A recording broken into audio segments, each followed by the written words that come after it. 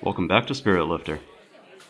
The 2021 college football season kicked off this last weekend, and to mark the beginning of something near and dear to my heart, I thought it would be appropriate to showcase a beer that you can find at nearly any tailgate. Before it became a staple, the Pabst brewery had modest beginnings in the mid-19th century. As is the case with many established breweries in the United States, what became Pabst started with a German immigrant, and nope, his name wasn't Pabst. The OG was instead a Hessian named Jakob Best, who began brewing commercially in Milwaukee, Wisconsin with his 4 sons in 1844. One of the sons named Philip took control the next decade, and his daughter Maria subsequently married Frederick Pabst, who would go on to buy half the company. Ever since, it is Frederick's name that graces cans, bottles, and tap handles to this very day.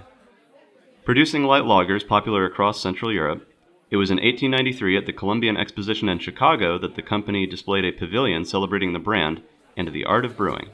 In November that same year, they were presented with a certificate of brewing excellence. Okay, so what about the blue ribbon? Well, it had been part of the advertising over a decade before the expo, after it had won some awards in national and world competitions. Today, Pabst Blue Ribbon is ubiquitous. Also called PBR for short, this light lager measures in at a typical 4.8% alcohol by volume.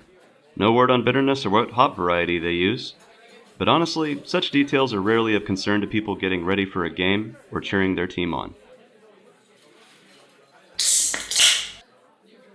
Pabst Pour is a bright gold color most commonly associated with beer.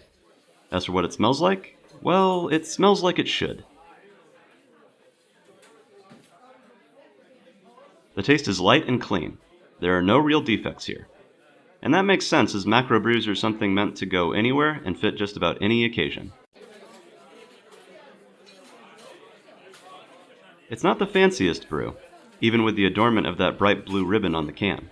My tastes have changed a lot since I finished my undergraduate degree, but even so, there is something comfortingly familiar about Pabst. It's by no means my favorite, but I respect it for what it is. Thank you kindly for watching. Pabst has been a feature in the life of many across a wide variety of contexts. No surprise then that watching college football this last weekend made me feel like reaching for that can in the back of my fridge. With that, let me know what you're excited for this season. I always appreciate knowing what to look forward to. Also, if you tried their hard coffee, let me know if it's any good. I'm morbidly curious, you might say. See you in the end zone.